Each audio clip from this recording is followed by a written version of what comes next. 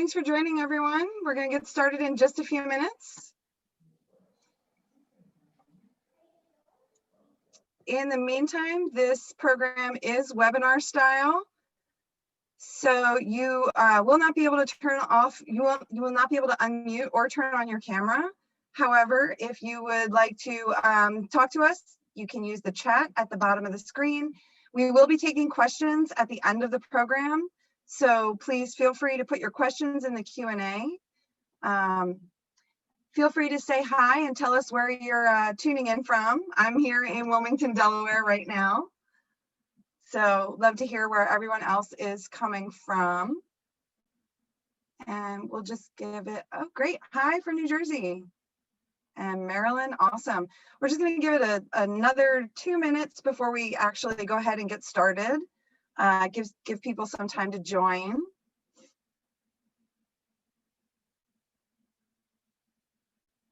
Oklahoma, oh, welcome. Welcome to Delaware. That's great. Awesome, and Tennessee, good to have you. Chapel Hill, God's country, all right. Thanks for joining us.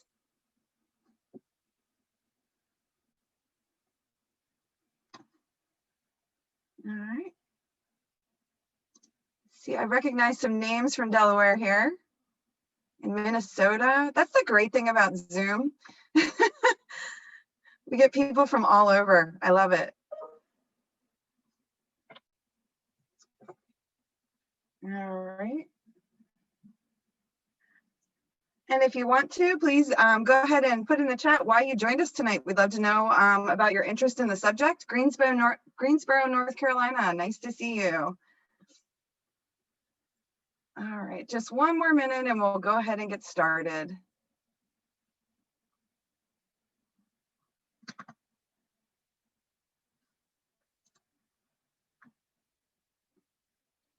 All right, so while we're waiting for people to join, I will go ahead and get started with our land acknowledgement. I just want to take a moment to acknowledge with respect the land where we gather today is Lenape-Hocking, the traditional territory of the Lenni Lenape people. Lenni Lenape is translated as the original people, and their nation is among the most ancient in this region. Prior to European contact, Lenape-Hocking encompassed all of present-day New Jersey, parts of Delaware, New York, and Pennsylvania. And the Lenni Lenape farming villages along the Delaware River supported a population of around 20,000 people.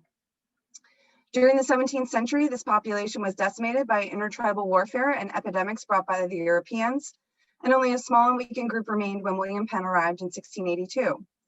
In spite of the famous peace treaty between Penn and the Lenape head chief, Tamanan, Europeans gradually forced the Lenni Lenape out of their homeland. They were pushed westward and northward to Oklahoma, Wisconsin, and Ontario, where most of their descendants live today, known by the name the British gave them, the Delaware. But some Lenni Lenape never left Lenape-Hocking or returned from exile when they could. Today, they maintain 3 tribal governments in Delaware and New Jersey: the Lenape Tribe of Delaware, the Ramapo Lenape Nation, and the Nanticoke Lenni Lenape Tribal Nation. Let us acknowledge the historical and ongoing presence of the Lenni Lenape on this land where we now live, work, and worship. All right, well, so thank you for joining us today. This is the last of our series of programs celebrating the suffrage centennial. And this year we had a theme of women, politics, and activism. And so we've done a couple different things. We have done programs on suffrage. We've done programs on women's rights, past and present. And we'll be doing one follow-up program in March on women's rights future. So hopefully you'll join us for that.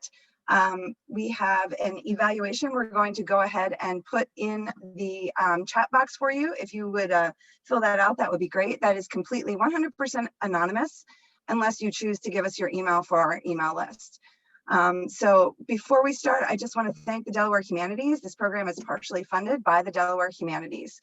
So I'm going to introduce our speakers this evening because you came to hear them and not me. Dr. Cathleen Cahill, an associate professor of history at Penn State University, is the author of Recasting the Vote, How Women of Color Transform the Suffrage Movement, University of North Carolina Press, 2020. Her first book, Federal Fathers and Mothers, A Social History of the United States Indian Service, 1869 to 1933, won the Labriola Center for American Indian National Book Award and was a finalist for the David J. Weber and Bill Clements Book Prize. She is also steering committee chair for the Coalition of Western Women's History. Dr. Cahill is joined by Jessica Locklear. Jessica is a PhD student in the Department of History at the University of North Carolina at Chapel Hill. She graduated from Temple University in May 2020, where she studied public history. Her master's thesis documents the history of the Lumbee migrations to Philadelphia, Pennsylvania in the 20th century and the community that was established there. Jessica started an oral history project that documents the Lumbee and other American Indian experiences in Greater Philadelphia. These interviews are housed at the Southern Oral History Program at UNC, where she now works as a field scholar. All right, great. So Dr. Cahill, take it away. You're on mute.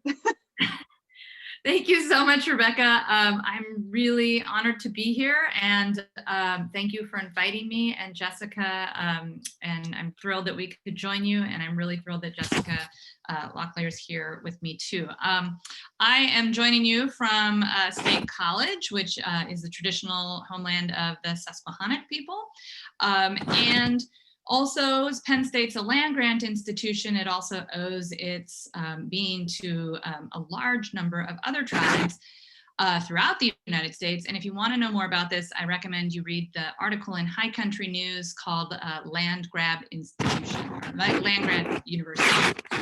And I'm going to share a slideshow tonight. And I also just want to say that some of the language and some of the headlines from the historic newspapers is problematic language that we use today. So I just want to give you a warning.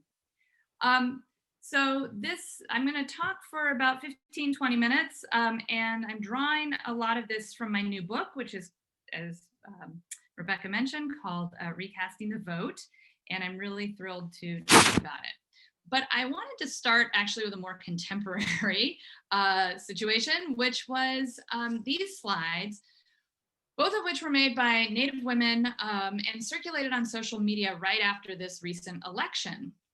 And what they are election maps, county election results put side by side or kind of overlaid with reservation land in Montana on the left and Arizona on the right. And I saw a couple of other ones for Wisconsin, etc. And then and they show sort of how the reservation land kind of lines up, in this case, with Democratic votes. And then in this set of headlines, you also see that the role of sort of Native people in the election was being addressed, right? And being sort of talked about, and these sort of inquiries about how did it affect the election. The two at the top are from kind of post-election. The one in the middle was from before the election. And it's talking about Robeson County in North Carolina, which has a really high proportion of Lumbee people, and Jessica will probably talk more about this. And whereas Arizona and in Montana, the tribal vote was seen as going towards Democrats, in Robeson County, it went strongly Republican. So I want to use this both to talk about how Native people and the vote are being thought about today, but also to point out that there's really a diversity, right, within what's often called Indian country, right? That there are 574 federally recognized tribes, and then a number of tribes that have tribal governments that have state recognition. And all of those Native nations are sovereign nations, and the 574 have diplomatic relationships with the federal government that are exemplified by treaties, by executive orders, and various agreements. So that's sort of the current political status.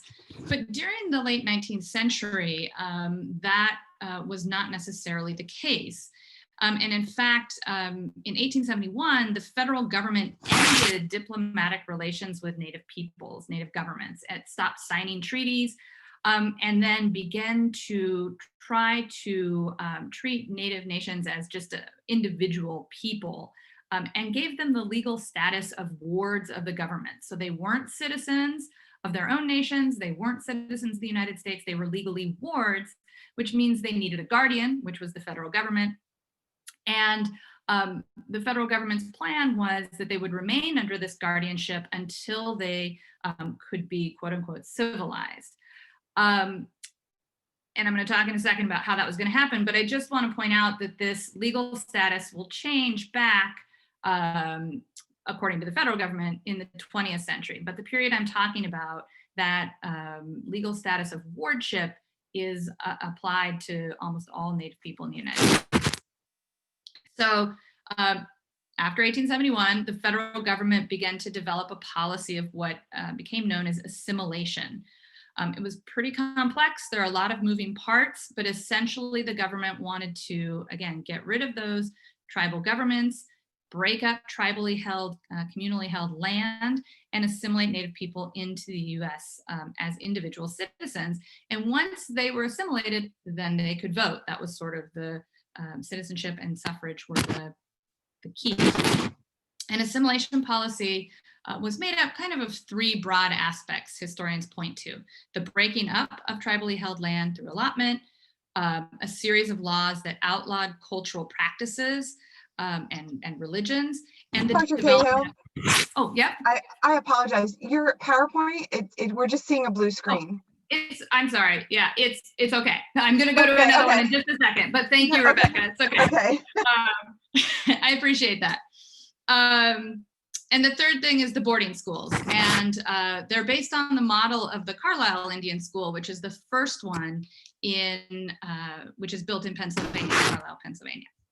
So the government, just because the government stopped recognizing these tribal nations, it doesn't mean that Native people did. Okay. So, so basically my three main points as I go through the rest of my slides are thinking about Native women and their involvement in the suffrage movement. And I want to point out that they are involved in it and actively shape it.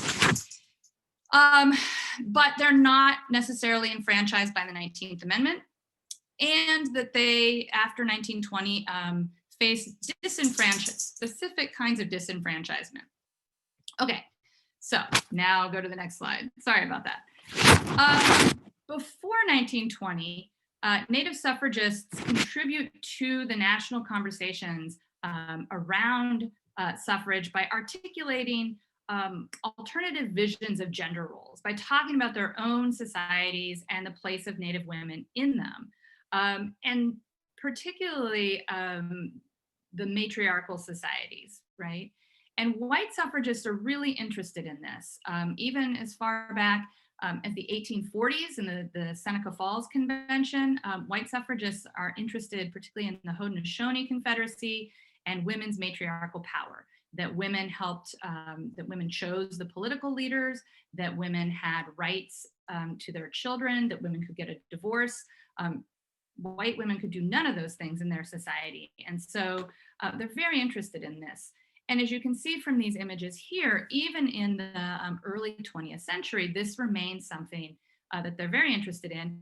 And so Native women would often be invited to talk at white suffrage meetings or be interviewed in newspapers, and they would talk about those matriarchal traditions or talk about the role of women in their society. So these here are two women that I talk about in my book. Marie Louise Bottineau Baldwin on the top left. She's one of the first Native women to earn a law degree in the United States, which she does at what at the time was called the Washington College of Law. It's now American University's law school in Washington, DC. And in the middle is Laura Cornelius Kellogg, a Wisconsin Oneida woman who also, again, was very active and a large advocate of women's rights, but also Native rights. And indeed, once these women sort of are invited to give talks or interviews, they educate their audiences about the many contemporary challenges that Native communities face, right? They talked about the lack of healthcare on reservations. They talk about the fact that because they're legal wards, they can't access their own bank accounts. They're under the control of federal bureaucrats. They've lost land. And Gertrude Bonnen, who's the third woman that I write about, you'll see her in a minute. She's a Yankton Sioux citizen.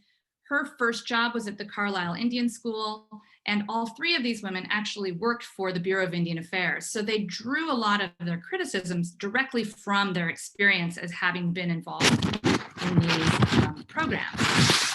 And Bonnen also emphasizes in her talks that Native men cannot vote either. And she especially emphasizes the fact that during World War I, Native men are fighting in large numbers, and they, when they return home, they are not considered citizens and can't vote. So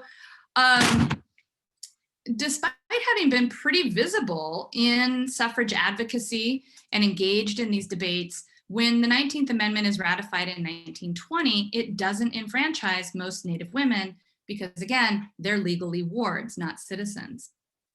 So they keep fighting. And so we have to keep looking at their work beyond 1920. So that year, Laura Cornelius Kellogg publishes her book called Our Democracy and the American Indians.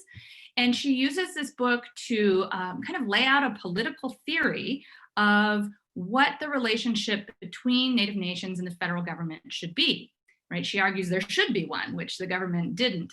And she uses a corporate model, right? The corporation, which at this moment is kind of a new and big thing in American society, to argue that like shareholders, people could be members of a Native nation and hold land communally and work together, and that this wasn't threatening, that it wasn't something that should be destroyed. Gertrude Bonnen, here she is on the left, she also makes similar arguments. She publishes a book in 1921 that has a couple of essays addressing this, along with some short stories, autobiographical short stories. And then this is a speech that she gives at the time. She, about 6 months after ratification, she's living in Washington, D.C. She appeals to the National Women's Party, right? This is the group that had picketed the White House. She goes to their conference and says to them, you know, not all women have the right to vote. And she asks them to remember their Indian sisters. And she actually finds a really strong set of allies among the white women of the General Federation of Women's Clubs, which has about 2.5 million members at the time. And she goes to them and again gives a number of these speeches. They hire her to go and speak to their members. And she, again, talks about this idea of Americanizing the first American to kind of highlight the absurdity of Native people being disenfranchised on their own land.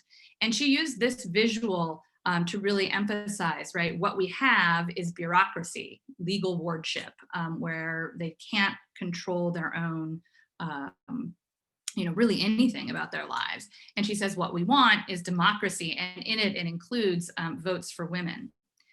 So in part, because of her advocacy and the General Federation of Women's Clubs, the United States Congress passes the Indian Citizenship Act in 1924.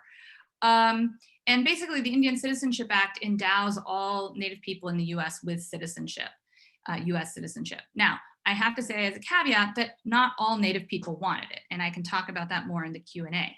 But Gertrude Bonnen was really excited about the potential that for Native people who could now vote, right? That they now have citizenships, with citizenship could vote, and this new political power. And you can see a pamphlet she put out here. In 1926, she forms an organization called the National Council of Indians, and wants to use that to encourage Native people to register to vote and become politically active. And so this pamphlet she creates, and you can see how she's trying to show in different states the population of Native people, and really emphasizing the political power that they might have in those particular states. So she, you know, is talking about how they might not be able to maybe swing a national election, but they could certainly have an impact in those states, particularly Western states.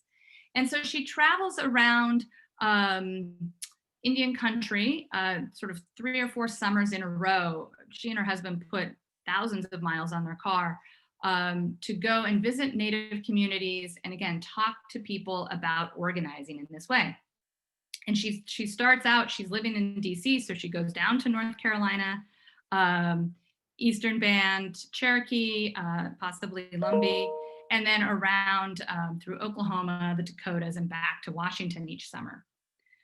So, so she's really excited about this. She thinks Native people can kind of vote as a block. But what you see in headlines from 1926, 1924, 1926, and 1928, particularly 26 and 28, which are election years, she's not the only one thinking about this, right? White Americans are also not sure what this is going to mean. And a number of politicians in those Western states that she's visiting and in North Carolina move quickly to disenfranchise these newly enfranchised Native people, right? And they pass a series of laws, many of which are pretty similar to Jim Crow laws. So literacy tests, and there are a number of sort of ways in which they're moving registration offices off and away from reservations, things like that. They also, there are a series of court cases where states sue and say that even though they have citizenship, if Native people live on reservations, they're still considered legal wards, or at least under state constitutions, they're not considered full citizens. That's the case in Arizona and New Mexico, for example. And so Native people, even as they've just won the right to vote, begin to be disenfranchised. And this continues until veterans returning from World War II sue for the right to vote. So 1948, New Mexico and Arizona, that happens. But for many states, it's not until the Voting Rights Act of 1965. And the pre-clearance clauses of the Voting Rights Act, particularly from its amended versions, addressed Western states. Again, we think of it often as addressing Southern states, but Arizona, Alaska, and South Dakota all were pre-clearance states.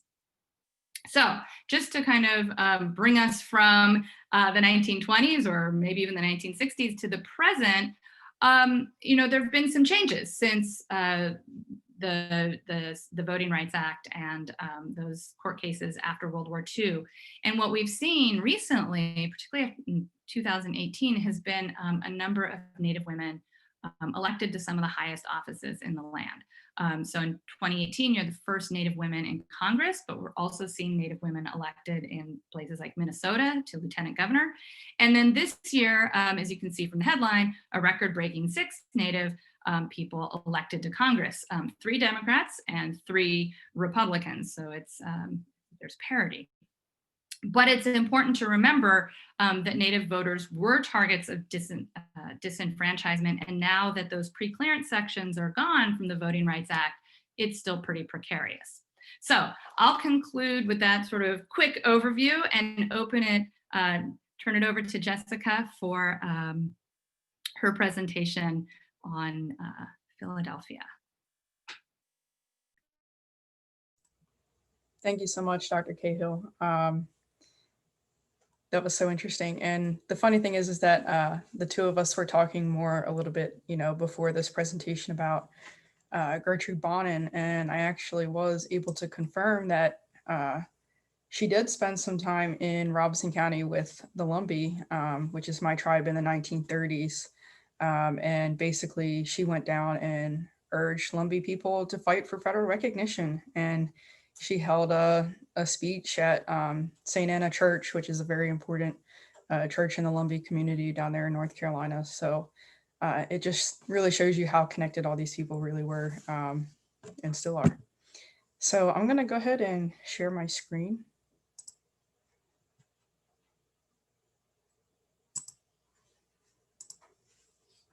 Okay. Can you all see that? All right, so I'm going to be talking a little bit about American Indian activism in Greater Philadelphia from the 1970s to the present.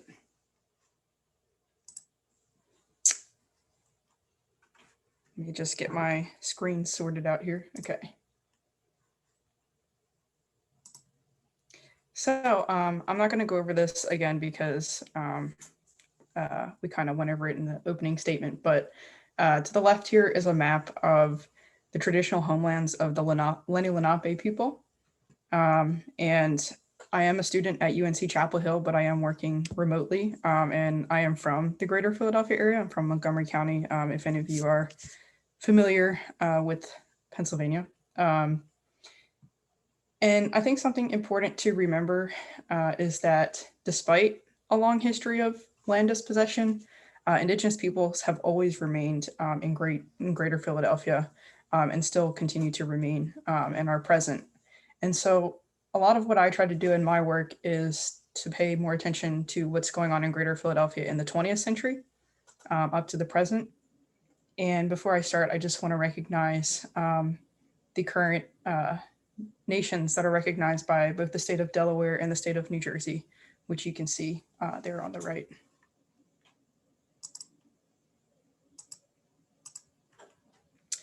So what I study is the movement of Indigenous peoples, and specifically the movement of people to the Philadelphia area. And so like one of the questions that I ask is, why are people moving? Why are Indigenous people moving to Philadelphia in the 20th century? And we really see that this area draws a lot of Native people in because of the economic opportunities that they wouldn't have had available to them back in their homelands. And this is true for a number of communities across the United States.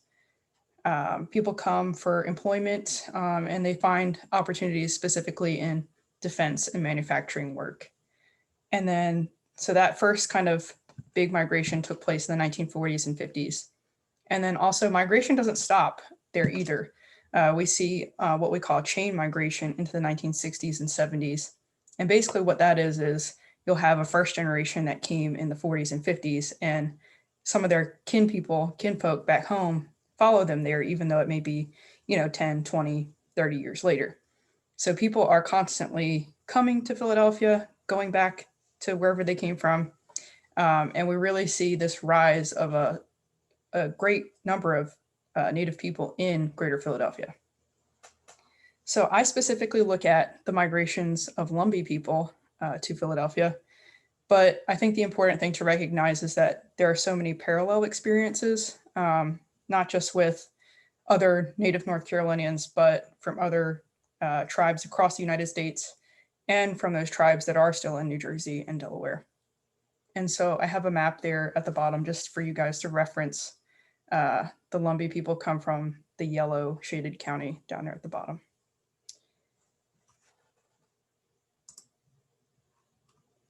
So like I said, we really see this influx and growth of a Native American population in Greater Philadelphia, starting around the 1940s and 50s. And it's important to realize that when people moved here, there was really a need for people to organize and to be united with one another. And the reason for that was that Philadelphia was a very racially divided city and also a segregated city, even in the 20th century. And, a lot of people think of civil rights, they don't think of a northern city, but it was still very much a segregated place, even in those days. And so in the 40s, we see major strikes based off of who could be employed to do what. In the 50s, we see a big issue around the desegregation of Girard College. In the 1960s, we see a huge movement of African-American selective patronage campaigns and also race riots. And in the 1970s and 80s, we see the law and order politics of Frank Rizzo kind of come about. And so the thing to realize is that Philadelphia is very racially divided, and Native people come into the city feeling like they don't fit on either side of those racial divisions. And so in the 1960s, Native people really started advocating for their own kind of space where they could be with one another and address the needs that were unique to them. And so One of the first places of community activism that I found in Philadelphia specifically was the Native American Free Will Baptist Church. It was founded by a Lumbee family. It's on Frankfort and Allegheny Avenue, for those of you familiar with the city. And the interesting thing about the church is that Native American activism really flows out of this church building. And for a lot of the part, like women are leading those campaigns. And you really see people in the church, pouring out resources to community members that need help or who are struggling. People who needed food, people who needed help looking for a job. Native women were there trying to help, their peers through that church. And then as the Native population continues to grow, we really see this need for a separate space outside of the church where Native people can carry out more political activism and to kind of extend that beyond just a Lumbee sphere and to kind of extend that to more of a pan-Indian sphere. So in 1973, a bunch of Native people, including people from the church, came together and formed the United American Indians of the Delaware Valley, also known as the UAIDV. And here's a picture of the church there on the right. We wanted our people to have a place that they understood when you're coming from a little place like this and go to a big city. So a few guys got together and decided to start us a church. So we bought a 3-story building down on Frankfort Avenue, Frankfort and Allegheny one, and it was Free Will Baptist Church, Native American Free Will Baptist. So he got a lot of his people in there. That was his heart desire, was to win his people, get them away from alcohol and different things that they had that was destroying them. And so that was just a little oral history interview clip, which I forgot to warn you about, but that was with Miss Helen Campbell, and her husband was one of the pastors of this church. And also he was on the original board of directors for the United American Indians of the Delaware Valley. And so here's some pictures. This building here, kind of in the middle to the right, is the building that the UAIDV came to own. The city gave it to them basically for free. And they used that as a physical space that, brought Native people together. And I just included some newspaper clippings and some photographs. Native people during the 60s and 70s really seemed to receive a lot of news attention. And I really don't know why that is, but I think it does tell you that Native people are making themselves known in the city, whereas they felt like they may not have had that representation in the decades prior. And so the man up to in the left-hand corner is Reverend Campbell, the husband of the woman who you just heard. And I'm also going to play another quick audio clip, and this is a clip from Miss Brenda Silva, and she's going to talk a little bit about her participation in the Indian Center. But me and her, we grew up in the Indian Center together, and we're best friends and distant relatives. But I worked with a lot of the community resources, like if they needed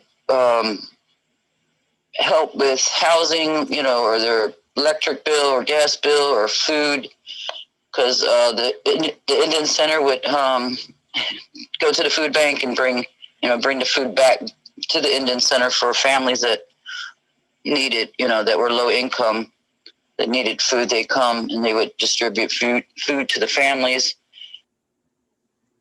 Yeah, and so as you can kind of hear and get a sense of, the UAIDV really becomes the center for outward facing community, meeting community needs, and also political activism as well.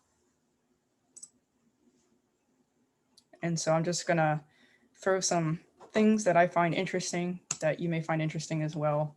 A lot of newspaper clippings. Here's a woman, her name is Juanita Mills. She's participating in a harvest dance, which got some coverage in the newspaper.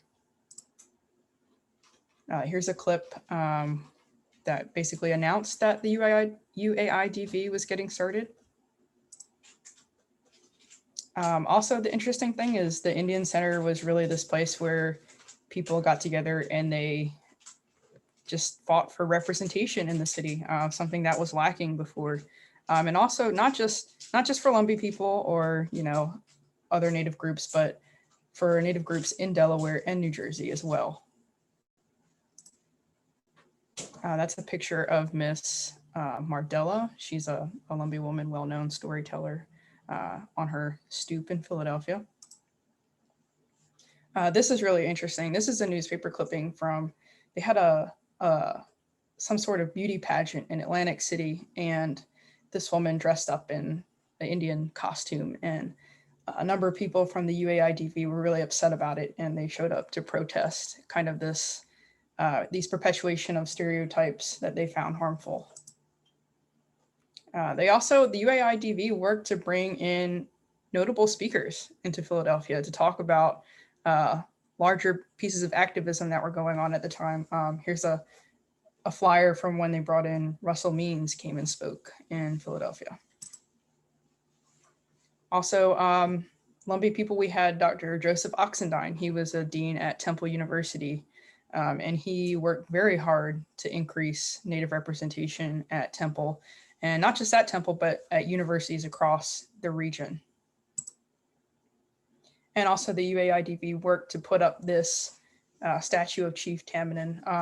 Something that they really worked hard for, again, was invisibility, and how do you kind of work against that. And so they put up this sculpture. And so what we really see in the 1970s, 80s, up into the early 2000s is this outpouring of activism. And it's not always, activism doesn't always look like the radical stuff that we hear about. Sometimes activism is smaller acts of, asserting a political stance or working for something that you think your community needs. And we really see that coming out of this Indian Center. And so in the early 2000s, unfortunately, the United American Indians of the Delaware Valley closed. As you can see, their building was vacant for a long time, or for a few years. But I think this is because a number of elders who, made up that community started to retire, and they wanted to go home to their home communities. And so the Campbells, who were the pastor of the church and his wife, they left and went back to North Carolina. Also, we see the increasing suburbanization of urban Indians, which isn't really talked about a lot, but it is an important thing that's going on. As people are accumulating wealth, they find the suburbs attractive and they leave the city, and that spreads people out, and it doesn't make it easy for people to come together. Also, like I said, the Native American Free Will Baptist Church closes because, well, the pastor retired and went back home. And that was another place that people really came together to express concerns and needs. And basically the Indian Center closed because of internal strife and conflict, which I won't get into because it's still a fairly recent event. But basically there were some fights over money, conflicts over different interests, and the center shut down. And so I'm going to share a quick clip of Miss Connie DeMolanta, and she's going to talk about what the center closing down meant to her. And what did it mean to you when the center closed? The loss of the center, that was devastating. That was actually devastating because my children lost something. I knew my grandchildren would lose something, and they have. I see it. It is such a severe loss for kids not to be able to identify and to be among their own. And so I think it's really not until fairly recently, within the last, 3, 4, 5 years, that American Indian people still living in Greater Philadelphia realize how much was lost when that Indian Center closed. And I think that's because a lot of these people's children and their grandchildren are growing up, and there's nowhere for them to kind of plug into a place where that they can be, united with one another, to share, in their similar interests, or to care for each other as an American Indian community. And so when I talk about the decline, I always kind of like to put a question mark at the end, because a decline makes it seem like it's destined to be a failure. But I think in the last year, 2 years, there's been a huge resurgence of efforts. And today, over 13,000 American Indians live in Philadelphia. That was according to the 2010 census. And I really think it's probably more now. Some notable tribes that are represented right now include the Cherokee, Navajo, Seminole, Creek, Lumbee, Holowassaponi, and many, many more. And the most important thing to recognize is that these communities in Greater Philadelphia still have very current and very immediate needs that need to be met and that people are demanding be met. And among those needs include, like I said before, representation. This idea that Native Americans are misrepresented in our educational system. The stereotypes that exist around the region. I mean, those of you that know the area know how many schools, public schools, have Native mascots that perpetuate harmful images. And again, fighting just the typical stereotypes and prejudices that come with being Native. Also, there's a dire need for American Indian social services. People need housing. They need help finding employment. They need counseling services. Also, American Indians across the city want help with economic development and empowerment. They want training for people to know how to invest their money and how to be successful in running a business. There's a need for a physical property to serve as a permanent base for the community of this region. A physical place where people from many tribes can come together and work together to obtain these things. There's a need for a museum and a cultural center. Those of you, again, that are familiar with the region know that Philadelphia does not do a good job at telling the history of Native people or making an effort to, share the history and culture of Native people. There's also a push to restore an annual powwow. Philadelphia used to host a very large powwow every year. And again, when the center closed, that kind of died out too. And there's a need to have somebody to serve as a liaison or potentially liaisons with tribal nations. A lot of people that live in the Philadelphia area express frustration in trying to get their needs met by their tribes. And so there's really this push to have a center where those needs can be represented and people can kind of, communicate back and forth to nations about what the needs are in urban areas. And lastly, there's been a big push to establish a commission on Indian affairs in Philadelphia and Pennsylvania because currently there is none and there never has been one. And again, this is just a huge part of advocacy that's happening right now.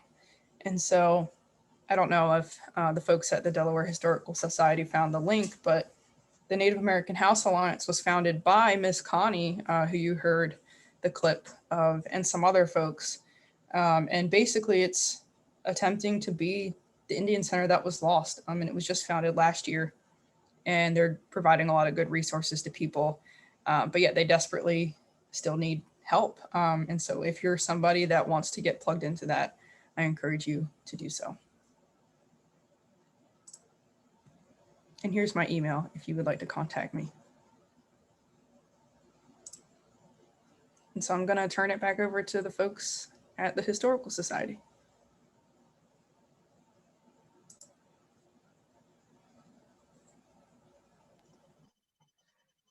All right, great. Thank you so much. I really enjoyed both of those presentations. So if you have questions for Dr. Cahill or Jessica, please feel free to go ahead and put them in the Q&A. Jessica, we did have a question for you. Let me see if I can grab it here really quickly. Someone mentioned that as you were showing your slides with the news articles, they were seeing some Irish and English sounding names like Lynch and Flanagan. And can you speak to that or explain that? Yeah, absolutely. So the last name Lynch is typically associated with Holowassaponi people. It's a very popular surname in that community.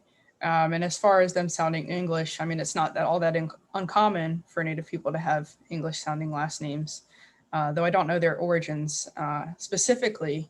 I think it's also important to remember that Native people took on these names to some extent. And in Philadelphia, it's not uncommon to see people marry with people outside of their tribe or outside of their group and to take on these names. And yet these people still remain Native people because that's how belonging works. It's through kinship and, so.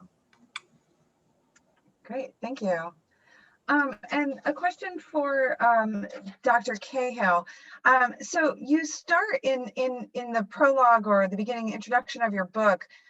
There's an image, and it is of and you say this photograph suggests the diversity of the suffrage movement hiding in plain sight.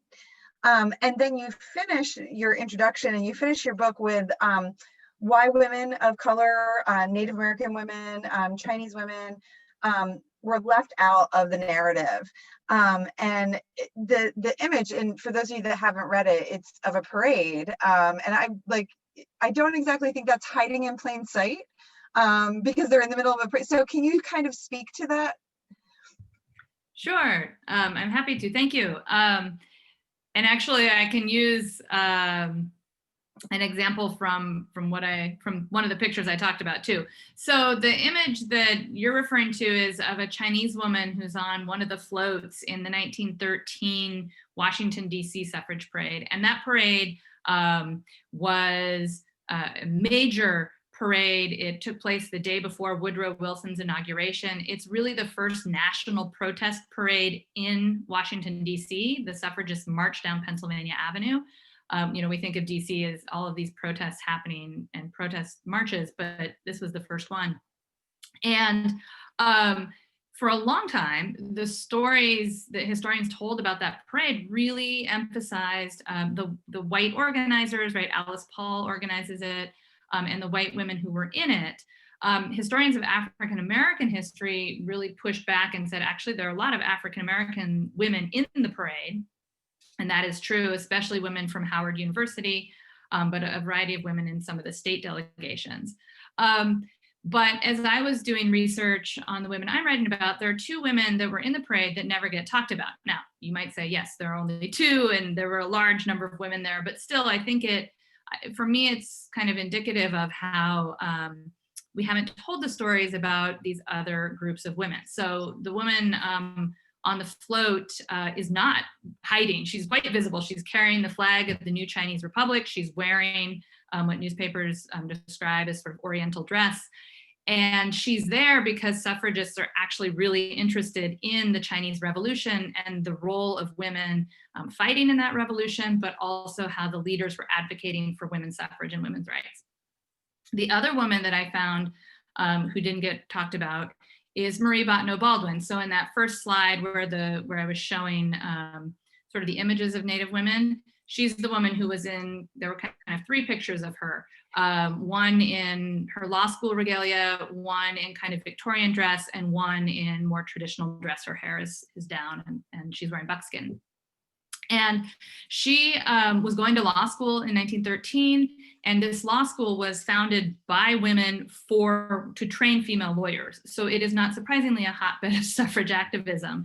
And they asked her actually to make a float for the parade of kind of traditional Native women's matriarchal power. And she chooses not to do that, and instead chooses to wear her law school regalia and march with the lawyers. And so she doesn't look to the audience like a Native woman. They expected Native women to be wearing buckskin, to be wearing braids, to kind of look like a Plains Indian, really. And so I think because she doesn't do that, she doesn't really get a lot of press coverage. But the fact that she's there and that she marched, to me, that's actually the story that I found that when I first started doing this research. I came to her through my first book, and that opened up to me all of her activism, her suffrage activism, but she moved to Washington to work for her father, who was the attorney for the Turtle Mountain Chippewa Nation. He's also Turtle Mountain, and they're contesting a treaty. And that's how she comes to DC in the first place, and then she gets involved with the suffrage movement. So part of, I think when I end the book, I say we haven't really told a lot of these stories, and sometimes because those women are hard to find or easy to overlook, because either maybe they were small in numbers or they don't look like we expect them to. So I thought that those two examples are quite illustrative of they're there, but historians had overlooked them for a long time. All right, thank you. So Jessica, another question for you. Your research focuses on migration to Philadelphia because of the opportunities, that were offered there. Other than like those opportunities, is there anything specific about Philadelphia that attracted Lumbee to move there, to migrate there, or are we seeing, more migrations to other cities similar to Philadelphia? Yeah, I mean, I think we're definitely seeing very similar migrations to other cities. And I think the other two most popular would probably be Baltimore and Detroit. Greensboro too, even though that's closer to home.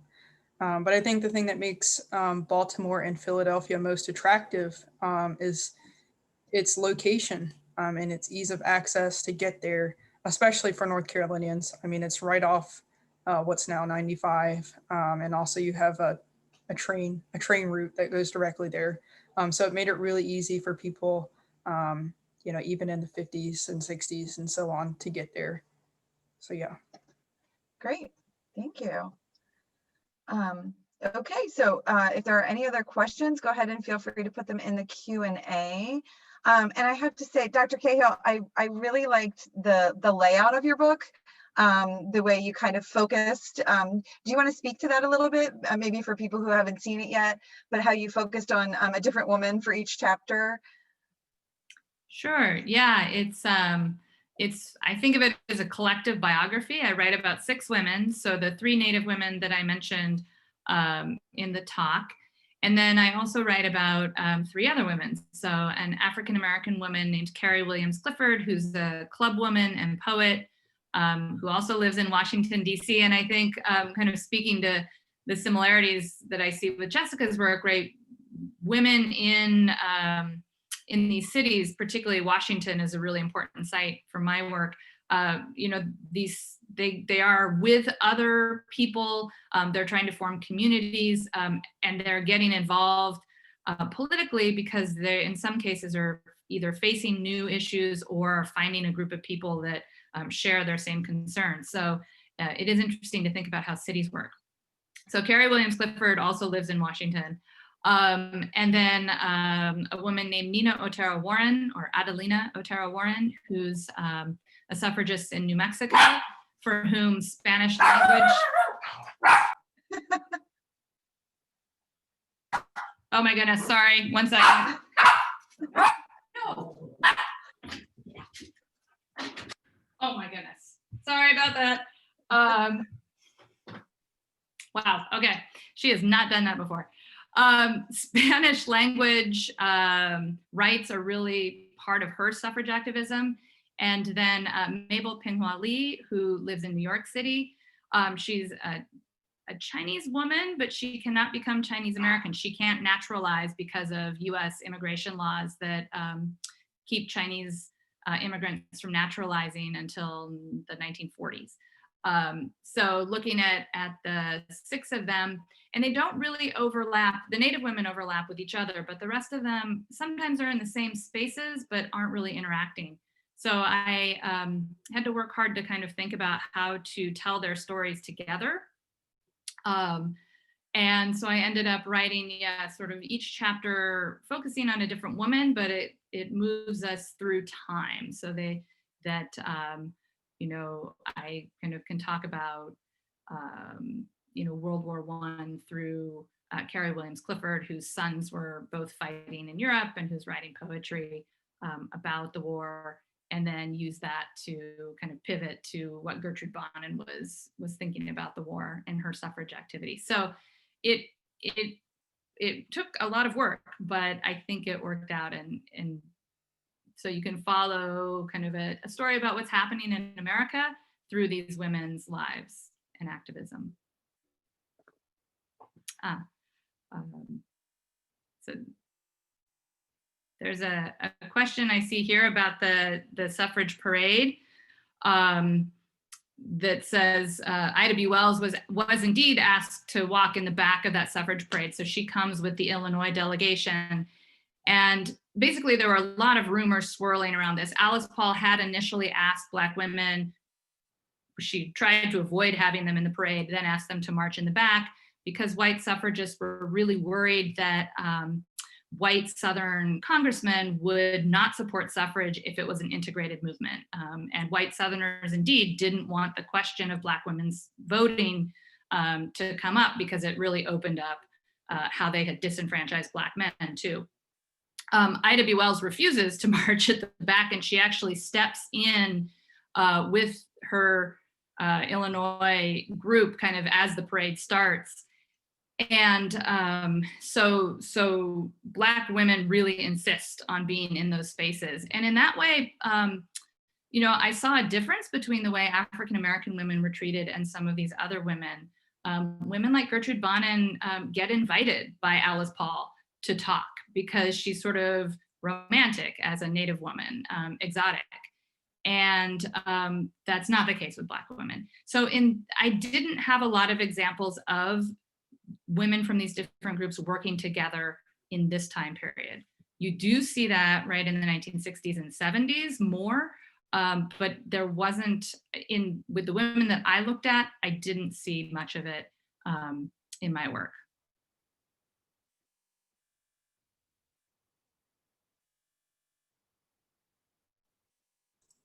You're muted. Sorry about that. So there's a question in the Q&A for Jessica, probably, but how have the ups and downs of 2020 impacted the Native Community Center in Philadelphia that was started last year, and how can we help support it and the organizers' work? Yeah, so of course, COVID and, stuff like that has been a huge stumbling block. And yet there's still the folks that are working there are still trying to push through as hard as possible. And I think the most immediate needs right now are, they just need people to help them with all sorts of stuff. And I think that the number one thing right now is grant writers, because to do this kind of work, you need money, and they need people with grant writing experience. So if you're somebody who knows somebody, please contact them and, do what you can. And then I guess the other thing is like awareness, just knowing that it exists. They do have a physical office building that's temporary on Delaware Avenue. But still people need help trying to get the word out there. I think there was a link in the chat. There's also a Facebook page. And so something that everybody can do is spread the word. So. Great, thank you. All right, so we'll just wait a couple more minutes to see if we have any further questions. I think I wrote down a question, but I need to find it. So, so while we wait, if you all want to add anything. I have a question for Jessica. I'm curious, are there connections with the Lumbee community between kind of Baltimore and Philly, sort of inter-urban connections between Indian centers or I assume families, but has there been much there?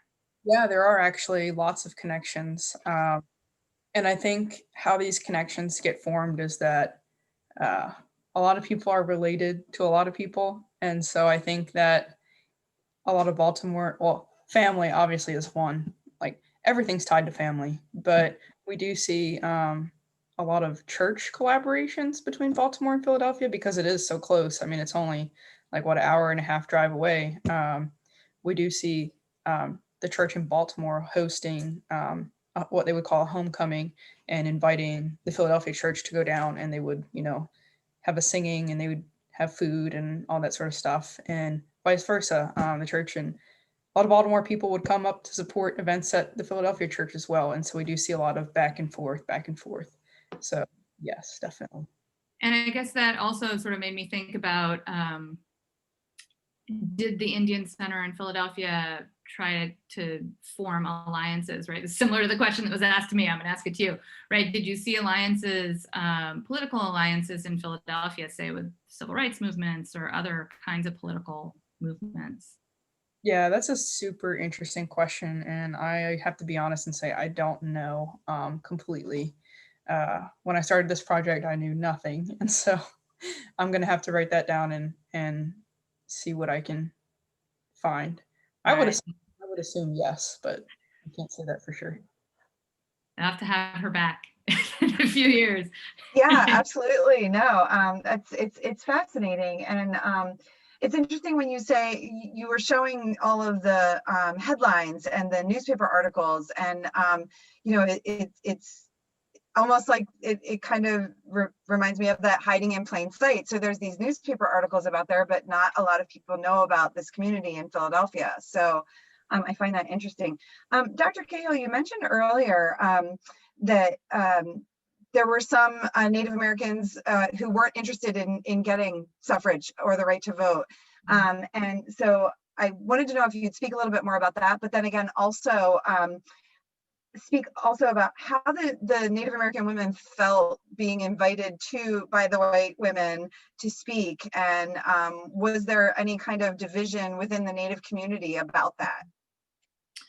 Well, that's a good question. So I'm going to start with that first one. I think that the women I'm looking at were really happy to talk to these white audiences. They recognized it as an opportunity to sort of educate the audiences who often didn't know a lot. I mean, particularly back east, there was this sense that, no Native people lived in the East, right? And that everything was in the West, and also that they were disappearing. So there's a lot of, and this is the moment, right, of dime novels and early movies, and so Westerns are that kind of narrative. Buffalo Bill's Wild West shows still sort of in the works.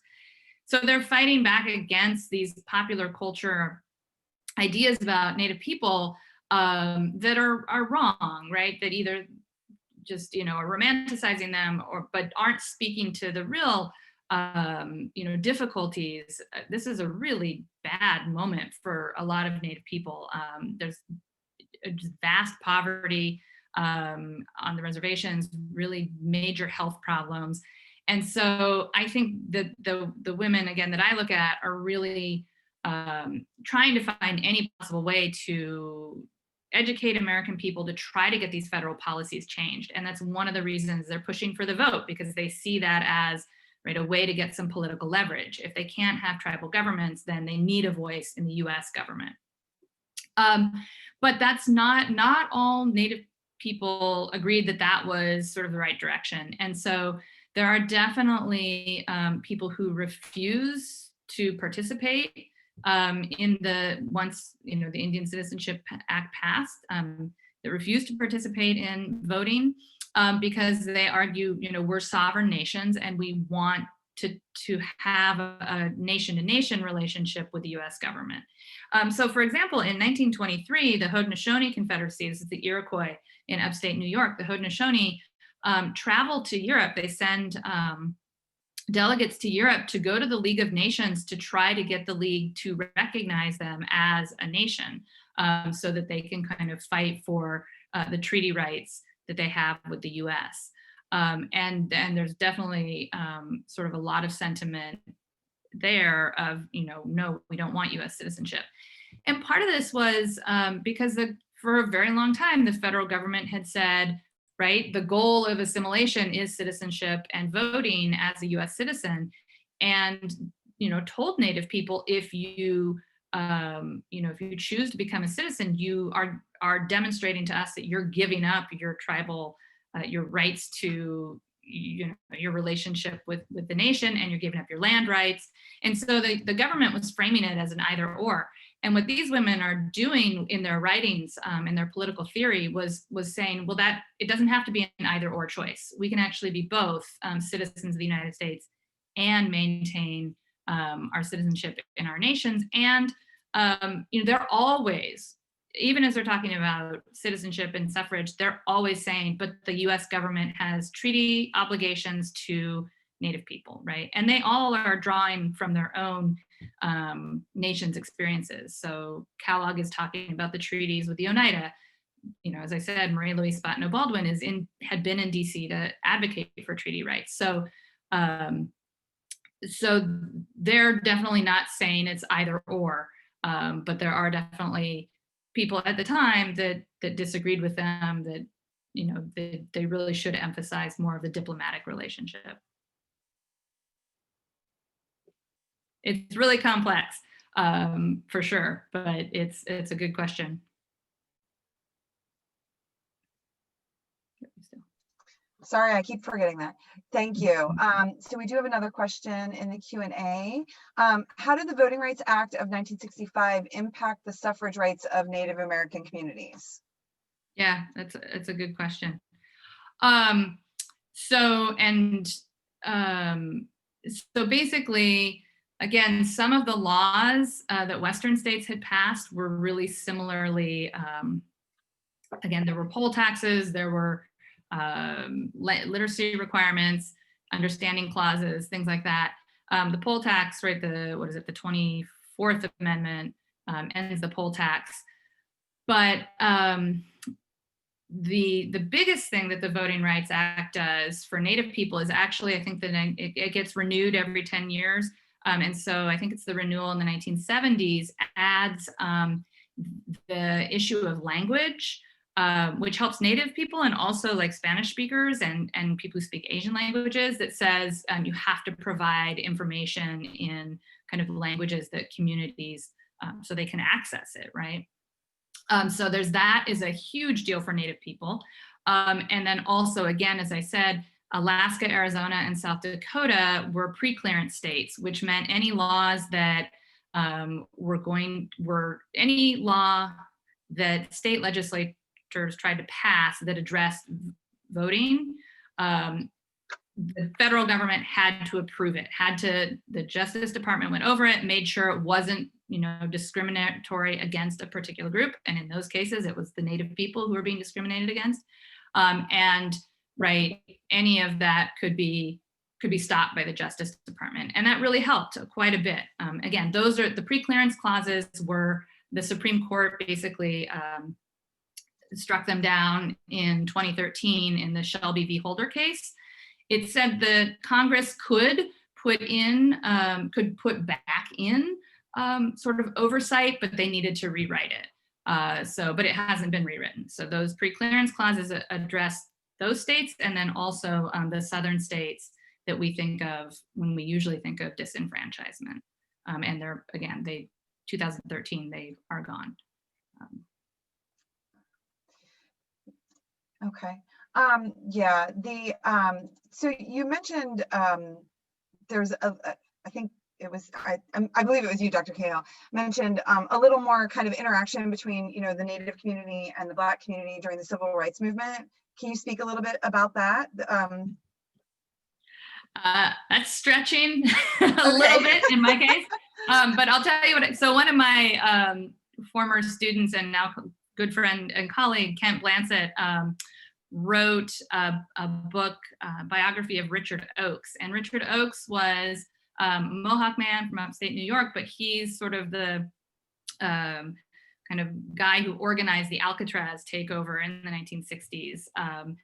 And he had been a student and then an instructor at San Francisco State, and involved right then in the Bay Area with all of the kind of student movements, particularly in Berkeley. So initially free speech, but also the kind of development of ethnic studies and kind of the civil rights movements there. And so that was this really exciting kind of vibrant place with this exchange of ideas. And he brings to those conversations, right, the issues that Native people were particularly interested in, but he also is benefiting from kind of thinking about activism in these kind of conversations with all sorts of activists in the Bay Area. And that then he orchestrates, right, the takeover of Alcatraz, which was to emphasize, again, sort of federal treaties treaty rights, and then also, right, some really similar kinds of issues that the Indian Center in Philadelphia was addressing, these questions of, you know, in the 1950s, the federal government had programs that were sending Native people to cities, relocation programs, but then not really providing any kind of structure for them once they were there. And so there was a real call for kind of social services because, and Native people's very particular needs. So for example, the Indian Health Service might not be accessible in those places. Native people are supposed to be able to access health care through the Indian Health Service. But if you had to go back home to a reservation, that was a real difficult, thing. So, you know, the women that I was talking about in the teens and 20s, right, in the kind of 60s and 70s kind of Red Power movement, and even today, some of those same questions about social services and healthcare and are still issues that Native communities need addressed. Thank you. And so, Jessica, are you seeing? There is a question in the chat, and I'm going to get to that in just one second. But are you seeing kind of within the communities that you're studying a resurgence of you know, younger Native people becoming more active in the community, or are you seeing kind of like, well, we're not really all that interested?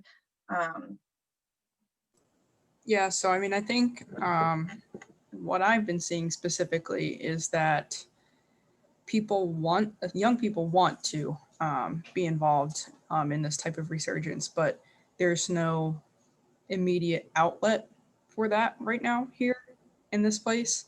And so it's actually kind of interesting. A lot of people that do want to get involved in stuff like that, they do it back in North Carolina. It's like something to keep in mind is like, people are always going back and forth, even if it's just for, you know, a couple days out of the year, for maybe like a few months out of the year. But I think, you know, even myself, you know, I grew up in Greater Philadelphia, but I chose to attend for my undergraduate program, the University of North Carolina at Pembroke, which is the school that, you know, my people founded for our people. And so I think there's a strange, but not so strange sense of the activity that is taking place amongst younger generations is taking place elsewhere. And also like this push that we want to have a place for that to exist here as well. Does that answer your question? Yeah, I think so. Yeah, thank you. Okay, so in the chat, we have, to what degree have Indigenous communities experienced voter suppression in the 2020 elections, and what is being done to address this? So I'll just throw that out to both of you. So I think so there's a couple responses I have. One is there in a lot of states, there's still the issue of Native people having to travel long distances, either to register or to cast a ballot. I think it's in Nevada, the Paiute in Nevada have like the longest distance of anyone in the nation where they have to travel to get to a polling place. So sometimes, right, the issue, it's not a race-based, but it is targeted, right? And so issues about access are really important in Native communities, particularly the reservation communities that are often really rural. But the other place you see it, and I think in North Dakota in 2018, it was a big issue, was the issue of what kind of ID can you use? Well, no, in North Dakota, it was, do you have a street address in order to register? And since, again, infrastructure on reservations isn't necessarily always really great, a lot of Native people use post office address boxes and don't have actual street addresses. Either the federal government hasn't assigned them or the tribes haven't been able to do that. And so by passing a law that said you needed an actual residential street address, they knew that law was going to target Native people disproportionately.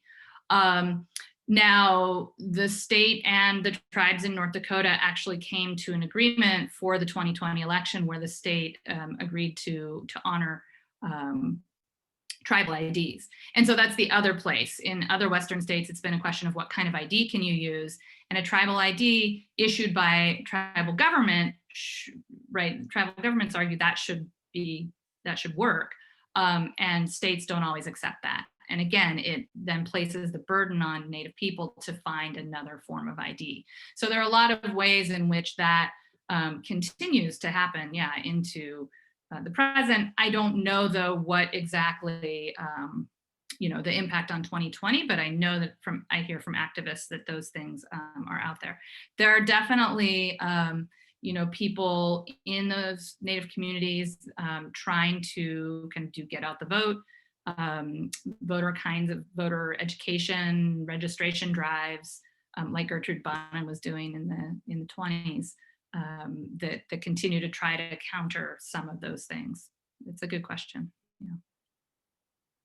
Oh, and I wanted to add to the last answer. Sorry, Jessica, you might have an answer to this one, but I wanted to add another place that we see sort of cross race and ethnic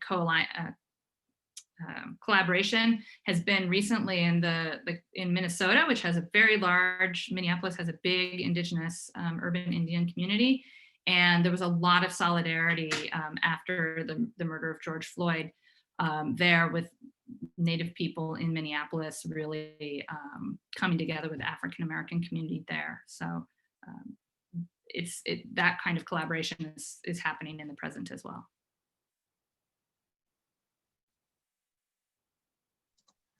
That's good to know. I didn't know that, and that's actually very interesting. Thank you for sharing that. Jessica, did you want to add anything to that last question, or?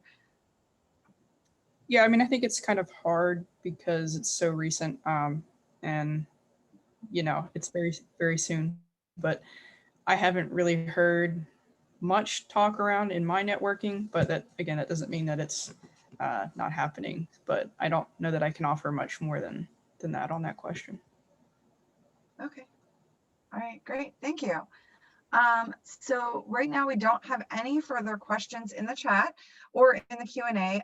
Did either of you want to kind of do a little wrap up or anything like that? We did put the links in the chat for everyone, and there's a link to your book. So yeah.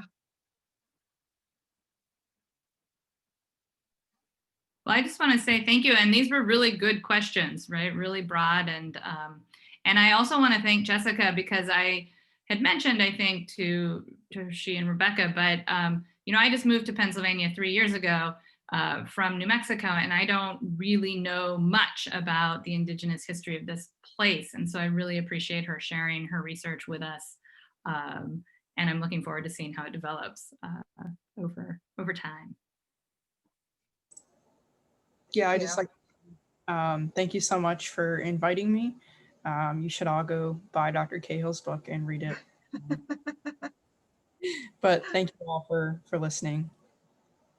Great. I agree with you, Jessica. It's really great, and I enjoyed it. So I was really excited to have both of you on here today, and I just wanted to say thank you, and thanks for joining us tonight. Remember to fill out the eval, and if you enjoyed this program, you can get on our mailing list through the evaluation, or you can go through dehistory.org is our website, and we'll hopefully see all of you again soon. Thank you. Bye-bye. Thank you.